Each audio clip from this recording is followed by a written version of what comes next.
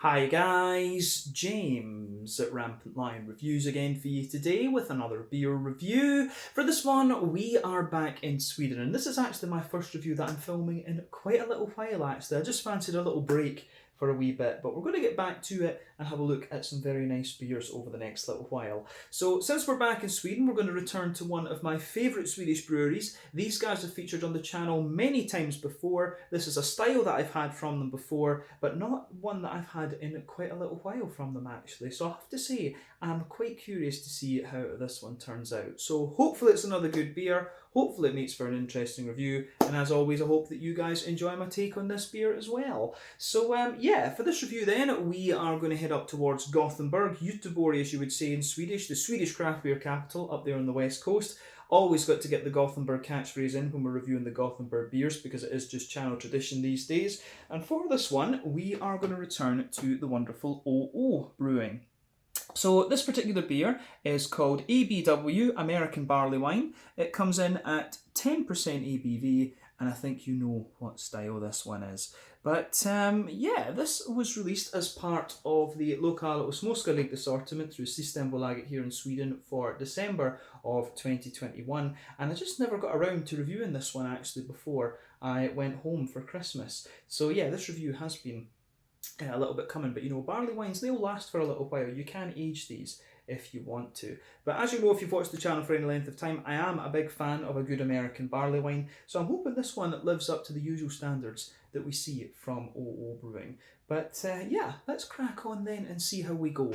So, as always with my reviews, I'll tell you a little bit about the brewery before we taste the beer. If you want to get straight to the tasting, just fast forward.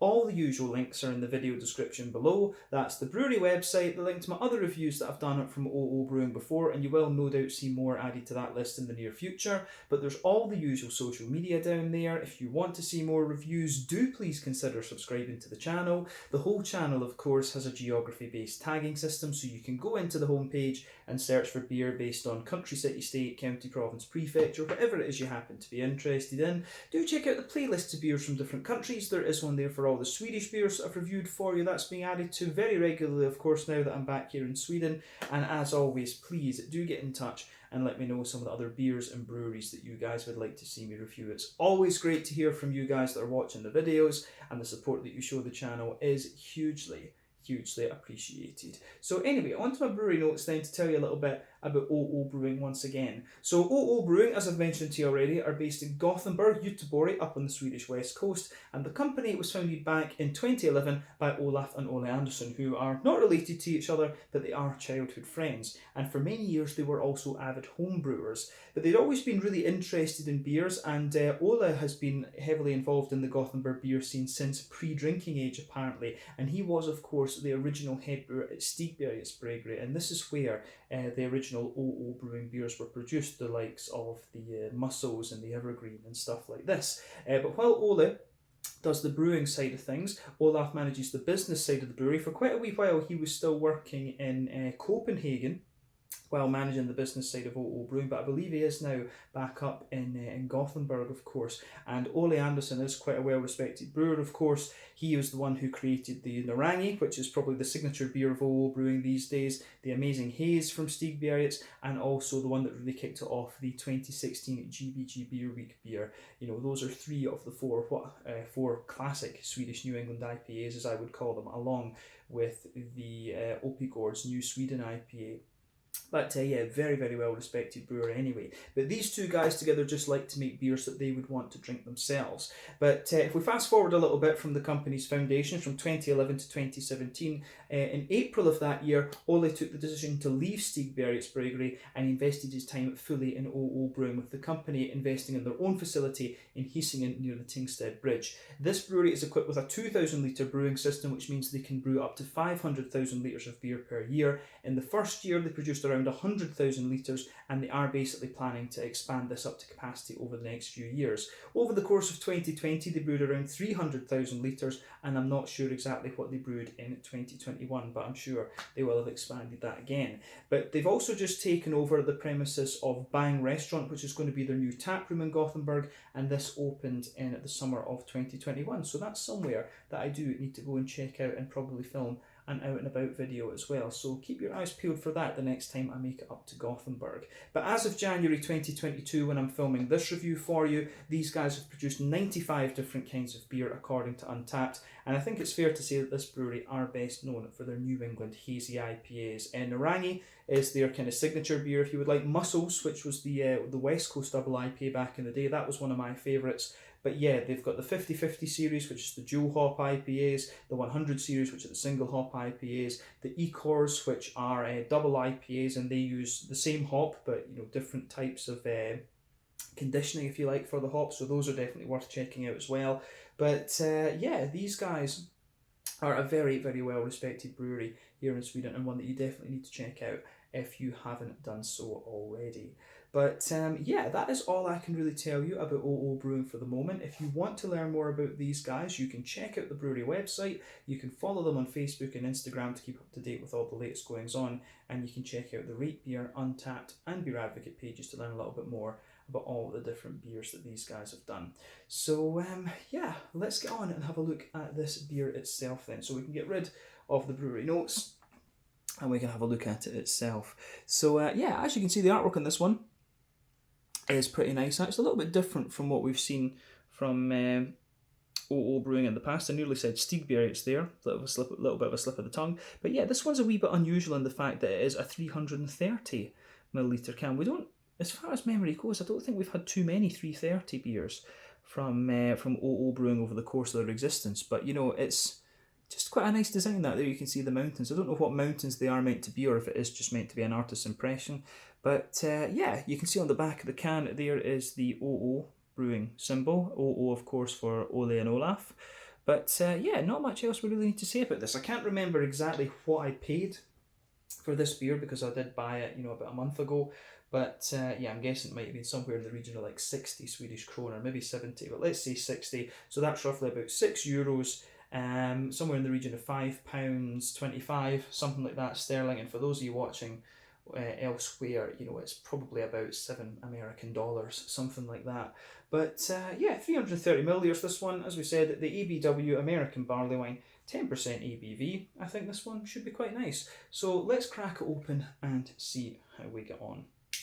So, for those of you who don't know, the Pale Ale, IPA, double IPA, and then barley wine, these styles are all related to each other through the malt to hop ratio and hop to malt ratio, however you want to look at it. But yeah, I couldn't tell you exactly what the hop to malt ratio is, but the barley wine is basically the big brother of the double IPA. When it comes to triple IPAs, they basically, I believe they just kind of keep the hop to malt ratio kind of similar, but yeah, when it comes to barley wines, there is a difference in the malt to hop ratio. So that's how you go with this. And for me, there's two different types of barley wine. There's the old school English ones. Those ones tend to be a little bit more kind of roasty, toasty, bready, and the fruits tend to be a little bit drier. And then the American ones tend to be a good bit sweeter, and the fruits tend to be a little bit more kind of rounded and bright, if that makes sense. So it's going to be interesting to see how this one kind of comes across, because quite often in a number of barley wines these days, you get ones that are kind of somewhere in the middle, and those can be quite nice too. But anyway, we've got this guy poured now. Let's have a little look at it. So as you can see, when we poured this beer, it poured with just under a quarter finger of a frothy, I would have said kind of light, sort of beigey coloured head on it. But you can see that has just faded away to be a very kind of thin foamy layer, but there's a nice kind of ring around the edge of the glass where you can see the colour there. It does actually look very nice. I'm not sure how well it's going to show up in this light. That is a bit of a problem in this room actually, is the level of light that we have. But yeah, the colour of this beer is very nice. If I shine it through the light, it's actually got a lovely kind of bright coppery colour to it. It's very, very nice. There's one or two big bubbles sticking towards the side of the glass, a few little ones going up toward the bottom of that head there. But overall it looks very nice. It's got a little bit of a kind of natural haze to it, and if I wipe away the condensation from the glass, that natural haze stays there. Sometimes, you can get that mixed up there, but yeah, definitely a lovely kind of rich coppery colour. Remember, the colour of your beer depends on 1, the type of malts that you use. This goes a long way to determining your EBC rating. 2, the length of your wort boil is also going to play a role. The longer you boil the wort, the more the sugars caramelise, and thus you get a darker colour of beer. When it comes to barley wines, they do tend to have longer wort boils. Not necessarily, but quite often they will have longer than the standard 90 minutes, and you can usually taste this a little bit, because the longer you boil the wort, the more that the sugars, the brown sugar just starts to feel a little bit leathery in these kind of things. But any barrel aging that you do, or any adjuncts that you put into these beers, will also affect the colour when it comes to barley wines. Mainly it's the length of the boil and the type of malts that you use in this one. But this lovely, very rich copper colour, I think looks great actually. But yeah, lovely stuff. So yeah, 1 or 2 big bubbles sticking to the side of the glass, as we said, a few little ones going up toward the bottom of the head, but it certainly looks very, very nice, and the colour is definitely not out with the realms of possibility for an American barley wine. So yeah, certainly looks good. So let's have a closer look at the aroma then, and just see how we get on with this one. That does smell very nice. That does smell very nice. Now, the one thing I will say about this beer, when I had a little look on Untappd earlier, it's not the highest rated beer that you're going to find from OO Brewing. I think it only had like a 3.5 or something, and normally quite a few of the OO beers tend to reach 3.8, something like that. So it's not the highest rated one that you're going to come across, but I mean, with the haze craze these days, everyone's kind of still going for the New England hazy IPAs, but it's good to see that more and more styles are actually getting brewed. I've got another very nice barley wine to take a look at from December as well, that you'll see in a few videos' time. But yeah, I'm going to say straight away, this is a very, very nice smelling beer. You get that big booziness that you expect to the barley wine. It's got the fruitiness, and it's got a wee bit of that kind of grassiness to it as well. It's got everything you'd want from this style. But let's dive into it a wee bit more in depth and just describe it for you. So, backbone of the beer, you can definitely smell there's a wee bit of that kind of bread crusty sort of thing in the backbone there. Absolutely, you're getting some of that. I can just smell a little bit of that light dust in the bread crust. Definitely a wee bit of a kind of brown bready character in there as well, which I think is nice. But on top of that, there's a lot of big oily brown sugar for me. So yeah, it's got that big boozy kind of sweet caramel note to it. I wouldn't go as far as treacle, molasses as the Americans call it. I wouldn't go that far. To me, it's like a big oily boozy caramel, and you've got the brown bread underneath. It almost has a wee bit of that slightly rye bready sweetness to it actually. I do miss the German rye breads when I lived in Heidelberg. Those were beautiful. But yeah, bread crust, maybe a tiny little hint of a woody note in there as well, maybe a teeny little bit of nut, but those are very, very minimal. But yeah, bread crusty backbone, brown bread on top, then big oily brown sugars. I do get quite a nice little bit of a McVitie's digestive biscuit in this one. Definitely a nice little bit of McVitie's digestive biscuit in there, but big oily, sweet, caramelly notes. It's actually, it's almost got a little bit, it gives you the impression in the aroma that it's kind of quite chewy, so I do like how all of that goes together in this one. So yeah, aroma wise, this is definitely pretty damn nice. So yeah, malty wise, I don't know if there's anything else that we really need to say about it in that regard. But yeah, I will say as well that it does come across as pretty old school. I mean, if you think of like the Sierra Nevada Bigfoot, or what other, I can't really think of the other classic barley wines that you would have. Brain's not working quite yet. But yeah, if you think about the Sierra Nevada Bigfoot, which is, I think that's one of the first barley wines that was in the American craft beer scene, if not the first. It really is very much like that actually, but lovely, big, oily, biscuity, caramelly, just slightly bread crusty malt base to this one. It just goes together really, really well.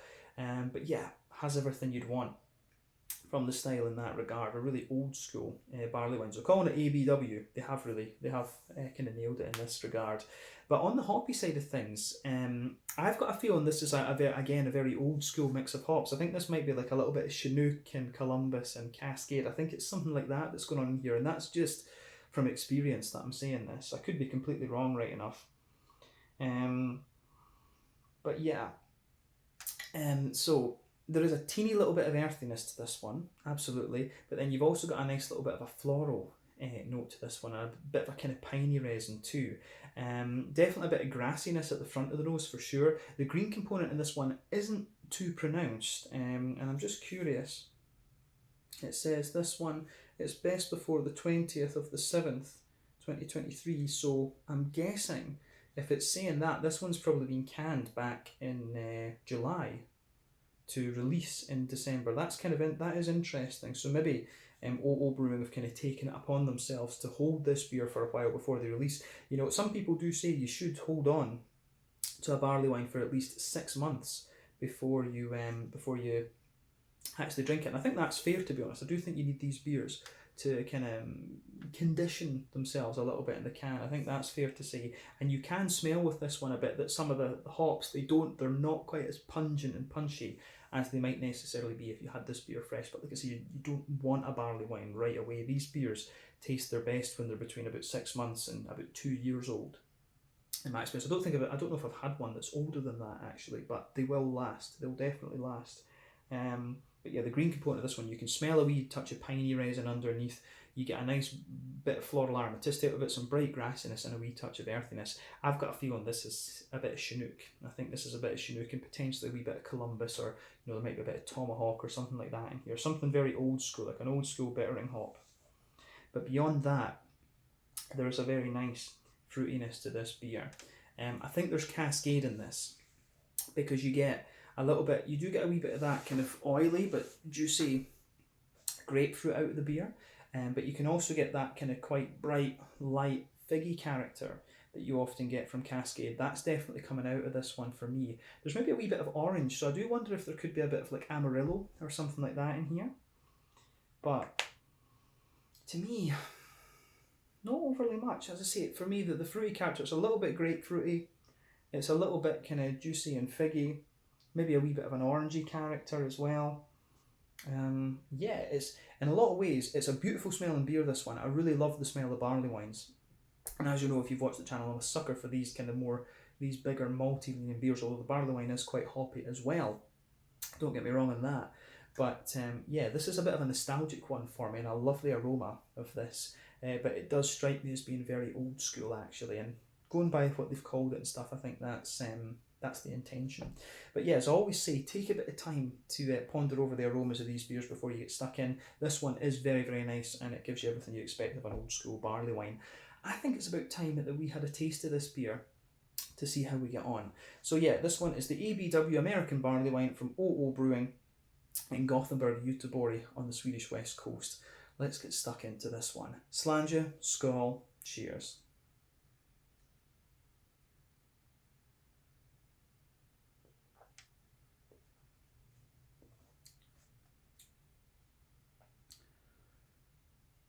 Yeah, that is pretty nice actually. It is very, it is very, very old school, this one, definitely. It really does remind me of Bigfoot. I do remember the first time I tried the Sierra Nevada Bigfoot, and it was just this big malty, boozy, slightly fruity thing, and that's exactly what you get out of this. This is I do wonder, maybe this is a as a recipe, maybe it's based off something like that. I do wonder, but yeah, this is, I think, just a really nice old school barley wine. It's definitely a sipper, that's for sure. Absolutely.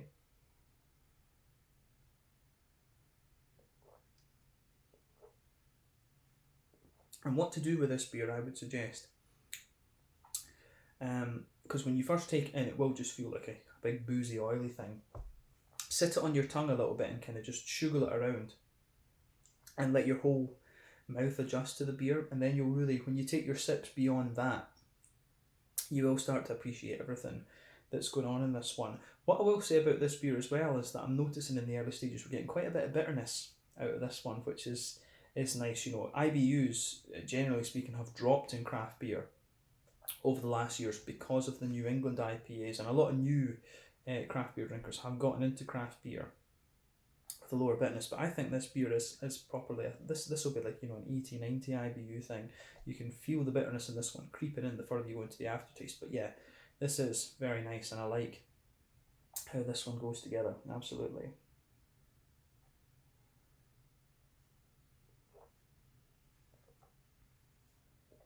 So, on the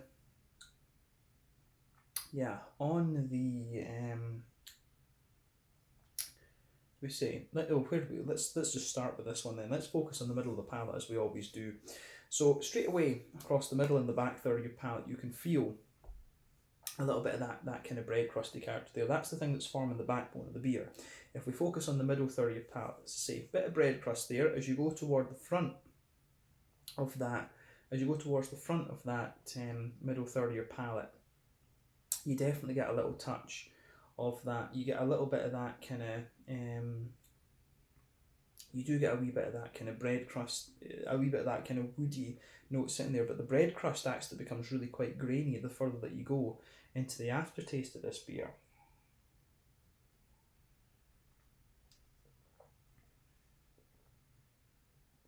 So yeah, definitely, as I say, wee bit of a bread crusty base to it, a little bit of woodiness further forward, but then on top of that you get a wee bit of a more kind of brown rye bready character there, but the breadiness doesn't feel overly thick, but the graininess of the beer really does kind of linger there the further that you go into the aftertaste. So that's quite an interesting point with this one, and I think in a way it almost feels as if it's amplified a little bit by the bitterness that you get out of this.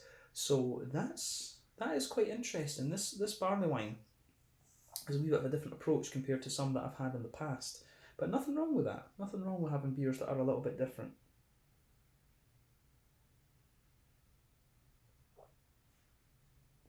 So on the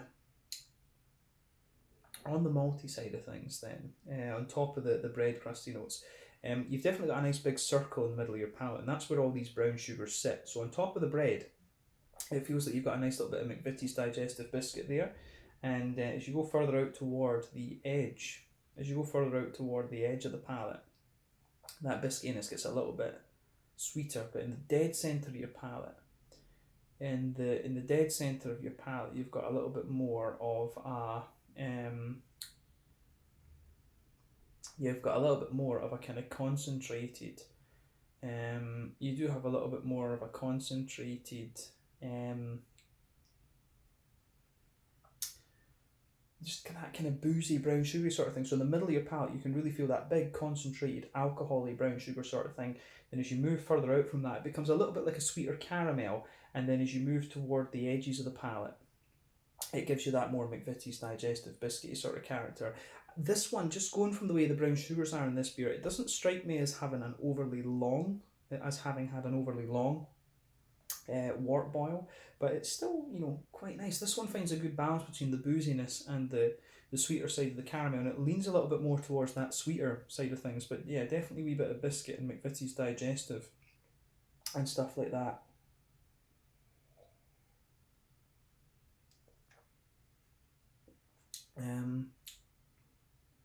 Yeah, I think that goes together quite nicely actually.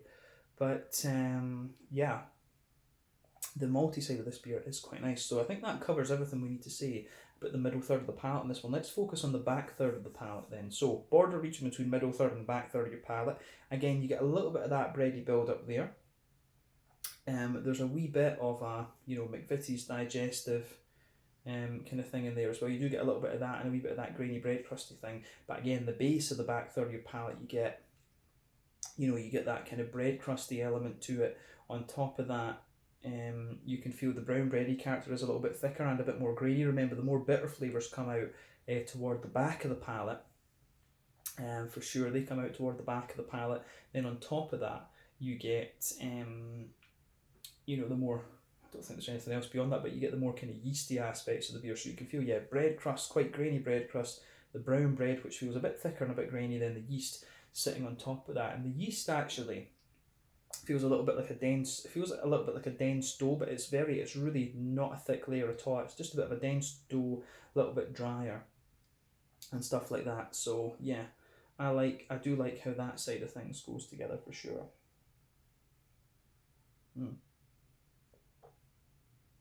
And you can feel that on the back third of your palate, the beer definitely feels a little bit thicker. And as you come further forward, it just condenses down a wee bit, and the flavours just squash together a wee bit more as you go into the middle third of your palate. So yeah, back third of your palate, it feels a little bit thicker, and it just condenses down a wee bit the further forward that you go. So yeah, multi-site of this beer is quite nice. It gets a thumbs up from me, but definitely very old school and very boozy for sure. Let's focus on the hoppy side of the beer then. So, back corners of the palate, definitely a wee bit of earthiness in there, you can feel that, but as you come further forward along the sides of the palate, you get quite a big, piney, resinous character there, and it becomes a little bit more floral and kind of spicy the further forward that you go. So I'd be betting that this is a little bit of Columbus and Chinook. The spiciness, I suspect, will be coming from the Columbus, and then the Chinook is giving you that deeper pine resinous character. And again, it's just a bit of experience that's telling me that from some of the beers. Those are very kind of old school hops, and if you do hear a groan like that, the wind's blowing against my my door in my room, so it just, I don't know why it's making the thing vibrate, so that's what that is, guys. But yeah, see, nice big bitterness to this beer, but round the front curve of your palate, there's a little bit of a lighter sort of grassiness to it for sure. And again, that's just a product of these what I suspect are Columbus and Chinook hops. But let's focus on the front third of your palate then. So at the border region between front third and middle third of your palate, again you get a little bit of a kind of bready build up in there. Nice wee bit of bread crust in the base of that front third of your palate is a little bit more of a kind of smooth brown bready thing, and on top of that you get that nice oily bubble where those juicy fruity esters just roll their way out of the beer. And I think that goes together very, very nicely for sure.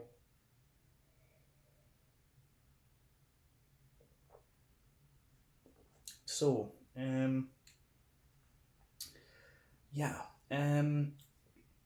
again, I think this is a bit of Cascade and maybe a wee bit of Amarillo or something like that. Definitely a very old school mix of hops in this one. But yeah, toward the back of that front third of your palate, you definitely get a wee bit of that stronger, the fruity, the bubble with the fruity esters, you definitely get a bit of that stronger grapefruit in there. Then as you come further forward, it just mellows out a wee bit, and you start to get those juicy, red, fruity, figgy kind of things. And as you move into the front half of that front third of your palate, it feels a little bit more like a kind of oily, a little bit more of an oily orange thing. There you can hear it. You do get a wee bit of that more oily orangey character out of this one. So maybe there's a wee bit of Amarillo or something like that in this one, or there could be a wee bit of Citra, something like that. But yeah, very old school mix, this beer for sure. I don't think there's any doubt in my mind about that.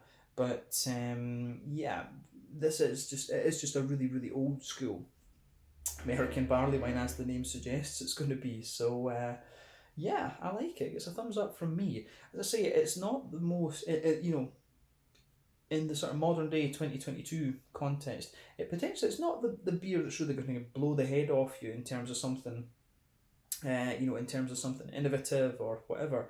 It is just a really nicely done beer, and you can't knock it. I think this really does take me back to the days of the Sierra Nevada Bigfoot, and I think that's the intention with it. So, kudos to OO for doing something a wee bit different. Absolutely. Yeah, let's round off this review with a wee look at the mouthfeel then. So I would say, I think it's definitely full-bodied.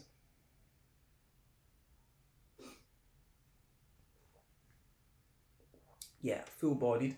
Carbonation's very, very smooth. It's a very slick, oily mouthfeel. You'd expect that of a barley wine, of course. As I said earlier, I think the IBUs in this one are quite high. I wouldn't be surprised if this is a complete 100 IBU. I really would not. But it's definitely, it's at least 80. This one really has that big resonating bitterness there. And remember, a lot of that is down to early edition hops.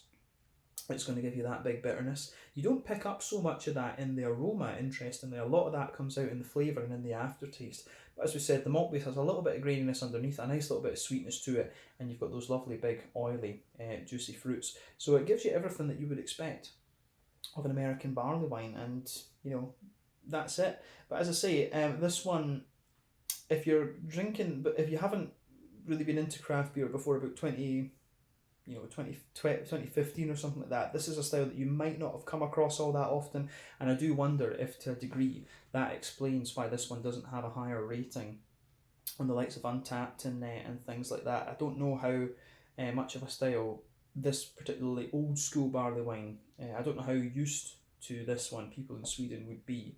in comparison with, say, the States and things like that. Because craft beer, craft beer since about 2015 and things like that, it's really exploded. They've always had a good home brewing culture here. But as I say, for when more and more people are coming into drinking craft beer, I'm not sure how familiar newer drinkers would be with this one. So that's maybe one of the reasons why it's not rated quite as highly. But in terms of authenticity for me, going back to the barley wines I would have had in 2012, 2013 and stuff like that, this one I think is very, very nice.